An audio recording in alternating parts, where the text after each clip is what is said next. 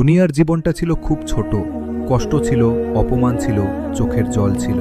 এক যুবক নামাজে দাঁড়িয়ে বলতো, হে আল্লাহ, আমি শুধু তোমার সন্তুষ্টি চাই। একদিন তার দুনিয়ার সফর শেষ হলো, চোখ বন্ধ করল, কিন্তু গল্পটা সেখানেই শেষ হয়। নিকিয়ামতের মাঠে আল্লাহ তাকে ডাকলেন। তার ছোট ছোট আমলগুলো পাহাড়ের মতো ভারী হয়ে গেল। তার সামনে খুলে গেল জান্নাতের দরজা। সবুজ বাগান, নিচ দিয়ে বয়ে যাচ্ছে স্বচ্ছ নদী।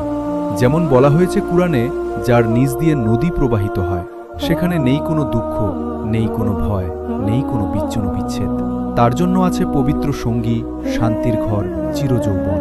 হঠাৎ এক ঘোষণা এলো, হে জান্নাতবাসী, আজ তোমাদের জন্য সবচেয়ে বড় নিয়ামত। আল্লাহ তাদের প্রতি সন্তুষ্ট হলেন, আর তারা পেল সেই আনন্দ যার তুলনা নেই। এক প্রশান্ত মুখ, হালকা হাসি, চারদিকে আলো ও শান্তি। দুনিয়ার কষ্ট ছিল কয়েকদিনের, কিন্তু জান্নাত চিরদিনের।